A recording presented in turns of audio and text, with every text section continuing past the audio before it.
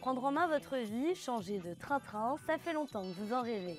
Et puis les années passent, défilent à une vitesse grand V, on regarde le compteur et la passe. On a 30 ans, 40 ans, 50 ans, 60.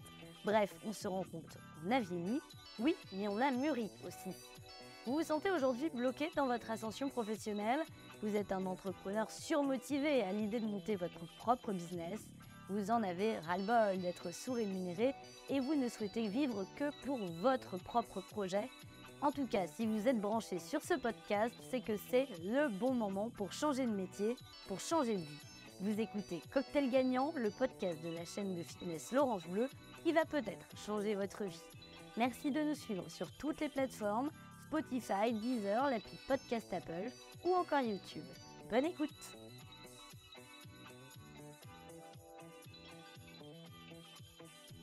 Les projets pour monter son entreprise peuvent prendre quelques mois, mais aussi des années. Et parfois, quand on veut tourner la page, le temps peut paraître long. Afin de répondre à vos besoins les plus pressants, chers porteurs de projets, l'Orange Bleu a décidé de lancer des offres clés en main. Et pour nous présenter cela, j'ai le plaisir de partager aujourd'hui l'antenne avec Jérôme Olivard. Salut Jérôme. Bonjour Jolane. Tu es directeur des implantations du groupe L'Orange Bleu. Alors en quelques mots, qu'est-ce que c'est qu'un projet clé en main avec L'Orange Bleu? En clair, l'enseigne propose aux porteurs de projet une zone d'implantation déjà définie et avancée, permettant aux porteurs de projet de s'installer beaucoup plus rapidement, c'est-à-dire entre 4 et 6 mois, contre environ 12 mois pour un projet dit classique. C'est-à-dire qu'en fait, vous définissez préalablement une zone où il y a un business potentiel? Exactement Jolane. Pour développer l'offre clé en main, nos chargés d'implantation font en amont une étude de marché local, c'est-à-dire une étude de la concurrence, une étude socio-démographique. Nous allons rechercher un local en fonction d'un cahier des charges bien précis, bien défini. Nous allons ensuite négocier les conditions du local, le loyer, peut-être une franchise de loyer, une mise en conformité du local. Et ensuite, nous allons donner les différents plans à l'architecte afin qu'elle puisse travailler sur l'aménagement du local. Quels sont les avantages d'un projet clé en main par rapport à un projet classique? Tu nous parlais du délai, mais ce n'est pas le seul avantage. Oui, l'avantage de cette offre est véritablement le gain de temps proposé, puisque le local est pré-négocié. Nous connaissons déjà l'investissement, le montant des investissements nécessaires pour y installer une salle de remise en forme. Il ne reste plus qu'à démarcher les banques référencées par l'enseigne, c'est-à-dire CIC, Crédit Mutuel, HSBC, BNP, Banque Populaire, toutes les banques du marché. Et ensuite, donc une fois que le prêt est négocié, c'est la partie travaux qui commence, c'est ça? Exactement. Nous avons négocié auprès de différentes entreprises de travaux un cahier des charges bien précis avec des matériaux bien précis et tous les prix sont négociés en amont. Et en général, il va falloir compter environ 2 mois pour la réalisation des travaux avant l'ouverture de la salle. Oui, donc ça peut aller vraiment très vite. Aujourd'hui, justement, c'est un modèle qui se duplique facilement chez vous, qui est vraiment une offre clé en main finalement. Et exactement, Jolane, nous identifions différentes zones un peu partout sur le territoire. Nous travaillons aussi bien sur des zones urbaines que sur des zones rurales. Et donc sur les zones urbaines, nous travaillons sur des zones de chalandise de 30 000 habitants et sur les zones périurbaines, sur des zones de 15 000 habitants. La volonté pour nous, c'est de toujours travailler à proximité de nos futurs clients, c'est-à-dire qu'on considère que le marché de la remise en forme est un commerce de proximité. Si on devait vraiment comparer un peu dans les détails et les délais, un projet classique, donc qui démarre en recherchant la zone avec le porteur de projet par rapport à un clé en main où la zone est déjà définie, quelles sont les grandes différences au niveau des étapes? Eh bien, sur un projet clé en main, je dirais que l'étude préliminaire est déjà effectuée. C'est toute l'étude de faisabilité, c'est donc l'étude de l'état local de marché, c'est l'étude de la concurrence, c'est identifier les pôles d'attractivité. Et tout ce temps-là, en général, peut durer sur un projet classique entre 4 à 6 mois. D'accord? Alors que là, tout ce travail-là en amont est déjà effectué. Voilà, c'est là la grande différence. Et du coup, est-ce que tu aurais des exemples concrets de communes aujourd'hui où il y a des projets identifiés et à saisir? Oui, Jolène, nous avons des projets identifiés et prêts un peu partout sur toute la France. En Bretagne, nous avons Josselin, nous avons Nevers, Luberzac, Saint-Flour, Montrevel-en-Bresse, Coquelles dans le nord, dans le sud-est, Bourg-en-Bresse, Villefranche-Chétif, Ambazas, Cazoul-les-Béziers, Migné-au-Sens, Jaux dans le 60, Bazeilles, Noyon et Saint-Maur-de-Touraine dans le 37.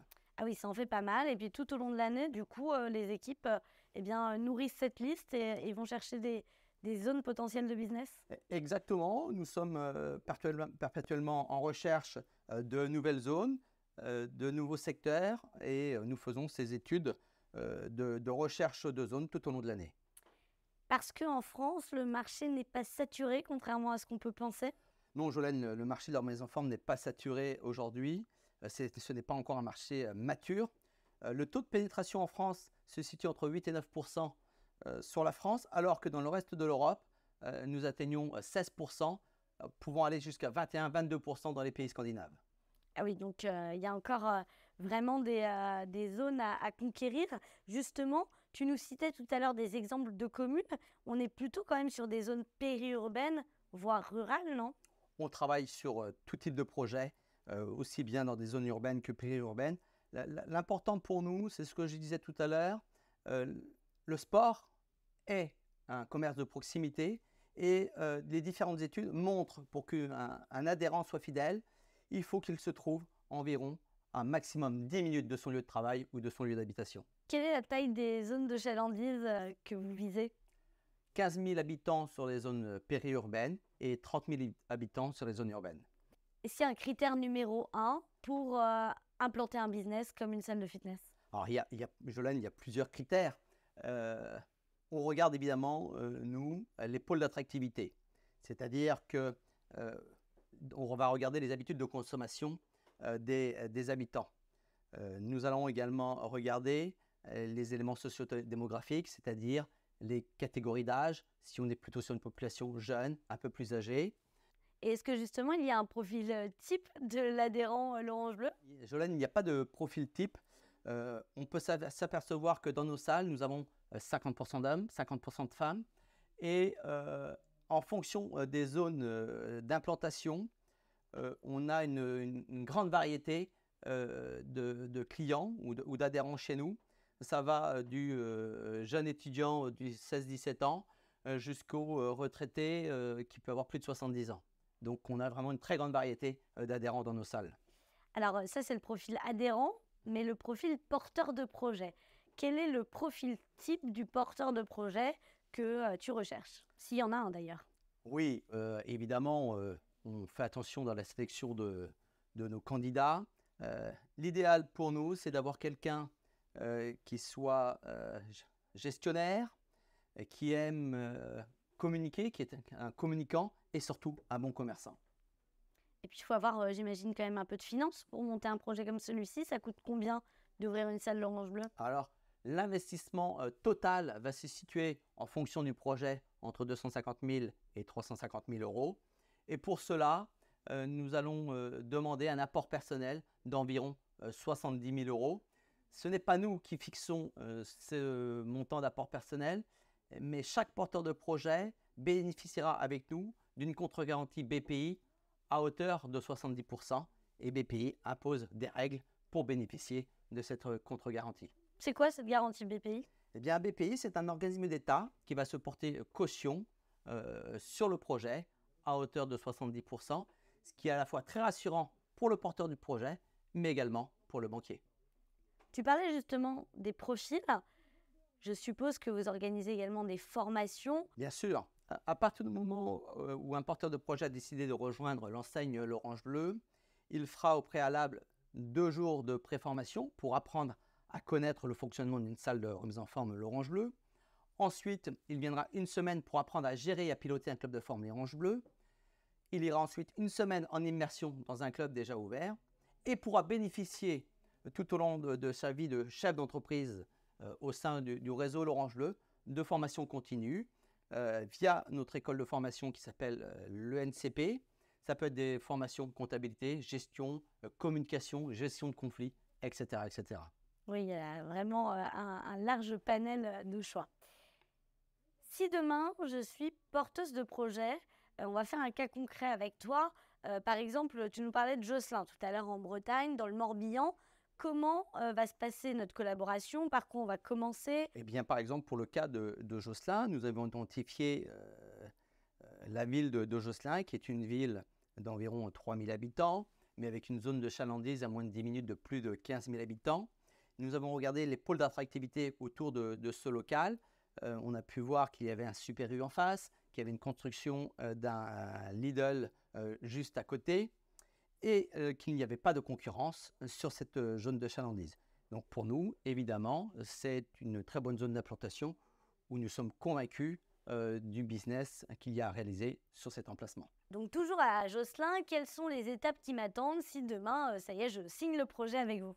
Eh bien, dans un premier temps, on va mettre le porteur de projet en relation avec nos développeurs pour voir ensemble les différentes démarches administratives avant de prendre la décision de rejoindre l'enseigne. C'est donc d'abord différents rendez-vous pour connaître notre mode de fonctionnement, comment nous allons accompagner le porteur de projet dans l'étude de son projet. Donc ça passe par la signature d'un DIP, un document d'information précontractuelle.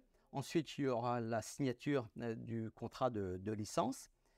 Et ensuite, nous allons passer dans le concret avec le montage du projet. Nous avons déjà réalisé l'état local de marché, nous avons déjà négocié le projet de bail, les conditions financières. Et donc ensuite, c'est le porteur de projet qui va signer un bail, qui va venir en formation chez nous. On va le mettre en relation avec KPMG pour le montage du dossier bancaire. Nous allons l'accompagner dans ces différentes démarches auprès des banques. Et ensuite, nous allons le mettre en relation avec les sociétés de travaux pour réaliser son projet et l'aménagement de sa salle. Si demain je signe Josselin, à quel moment je peux espérer être ouverte? Eh bien, sur ce projet comme ça, comme il est bien avancé, entre 4 à 6 mois, nous devons être ouverts. Combien de gérants ont déjà été séduits par cette offre clé en main?